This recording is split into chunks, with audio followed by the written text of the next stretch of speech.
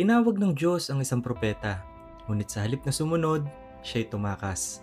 Ito ang kwento ni Jonas, ang propetang lumayo sa kalooban ng Diyos, ngunit sa gitna ng bagyo ay nakatagpo ng awa. Isang kwento ng pagtakas, ng kabiguan, at ng walang hanggang habag ng Diyos. Isang araw, nangusap ang Panginoon kay Jonas. Tumindig ka, pumunta ka sa dakilang lungsod ng Ninive at ipahayag mo ang aking babala, sapagkat umabot na sa akin ang kanilang kasamaan. Ngunit sa halip na sumunod, nagpasya si Jonas na tumakas sa Panginoon. Nagpunta siya sa baybayin ng Hopa at nakakita ng barkong papuntang Tarsis. Pagkatapos magbayad ng pamasahe, sumakay siya sa barko at naglakbay. Inakala niyang sa ganitong paraan ay matatakasan niya ang Diyos. Habang sila'y nasa laot, nagpadala ang Panginoon ng malakas na bagyo. Umugong ang hangin at ang barko'y halos mawasak ng alon. Natakot ang mga mandaragat. Bawat isa'y tumawag sa kani-kanilang Diyos. Itinapon nila ang mga kargamento sa dagat para gumaan ang barko. Samantala, si Jonas ay mahimbing na natutulog sa ibabang palapag. Nilapitan siya ng kapitan at sinabing, "Bakit ka natutulog? Tumindig ka at manalangin sa iyong Diyos. Baka siya'y maawa sa atin at iligtas tayo." Nang hindi pa rin humuhupa ang unos, nagpasya ang mga tripulante. "Magpalabunutan tayo para malaman natin kung sino ang may sala." At nabunot ang pangalan ni Jonas. Tinanong siya nila, "Sino ka ba? Bakit nagkakaganito kami dahil sa iyo? Saan ka nanggaling? Anong lahi mo?" Sumagot si Jonas, "Ako ay isang Hebreo. Sinasamba ko ang Panginoon, ang Diyos ng langit na lumikha ng dagat at ng lupa."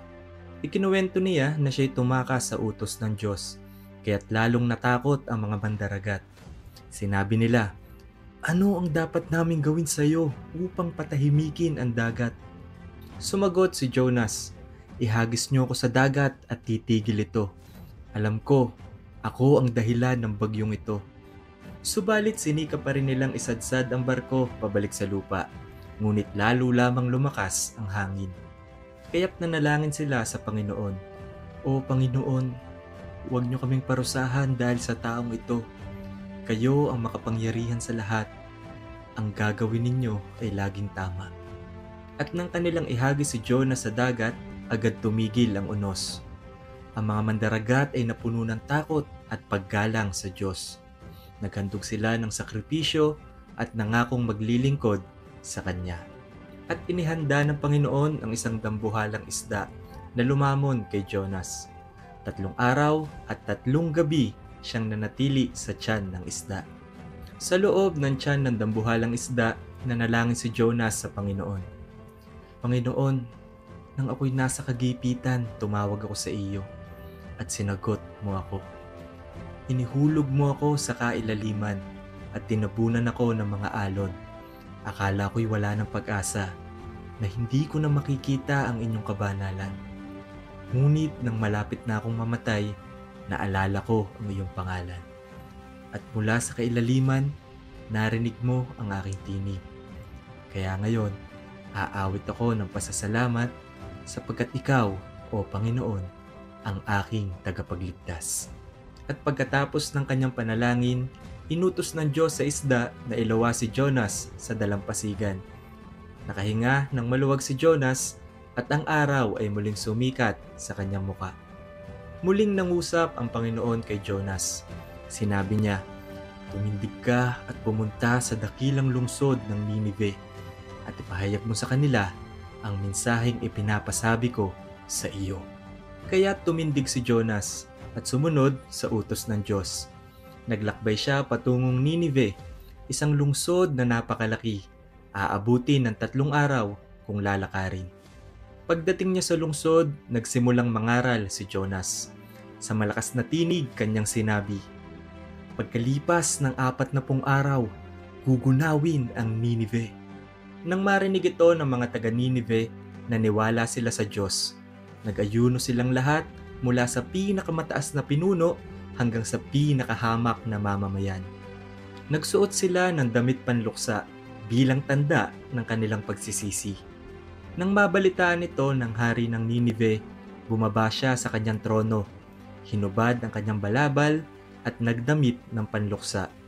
Umupo siya sa abo at naglabas ng utos. Walang tao o hayop na kakain o iinom. Lahat ay magsuot ng panluksa at taimtim na manalangin sa Diyos. Talikuran natin ang ating kasamaan at ang karahasang ginagawa natin. Baka siya'y maawa at bawiin niya ang kanyang galit upang tayo'y hindi mapahamak. At nakita ng Diyos na nagsisi ang mga taga-Ninive. Tinalikuran nila ang kanilang masasamang gawa, kaya't nagbago ang isip ng Diyos.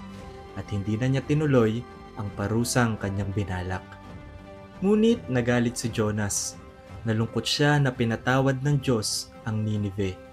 At sinabi niya sa Panginoon, "Panginoon, hindi ba't sinabi ko na ito ang mangyayari? Kaya ako tumakas papuntang Tarsis. Alam kong ikaw ay Diyos na mahabagin at mapagmahal, mabagal magalit at sagana sa awa. Lagi kang handang magpatawad. Kaya ngayon, Panginoon, mas mabuti pang mamatay ako kaysa makita kong sila'y pinatawad."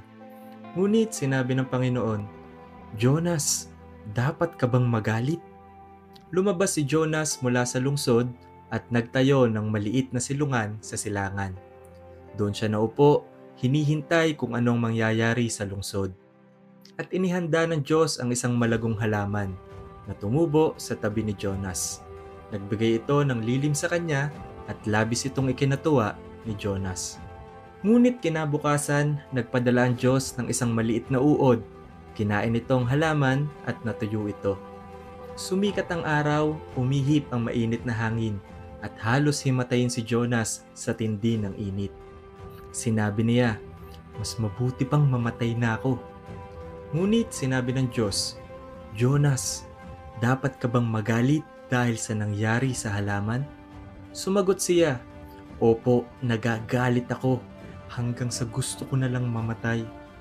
At sinabi ng Panginoon, "Naawa ka sa halamang hindi mo itinanim, na lumagulang ng magdamag at namatay kinabukasan. Ako pa kaya? Hindi ako maaawa sa Ninive, isang dakilang lungsod na may mahigit 100,000 tao na hindi nakilala ang mabuti at masama." Sa dulo ng kwento, hindi galit ang itinuro ng Diyos kay Jonas, kundi awa. Habang siya'y naupo sa ilalim ng halaman, ipinakita ng Diyos na ang habag ay hindi lamang para sa mga karapat-dapat, kundi para sa lahat. Ganito ang puso ng Diyos, mabagal sa galit at sagana sa pag-ibig. At sa halip na magparusa, pinili niyang magpatawad. Ito ang kwento ni Jonas.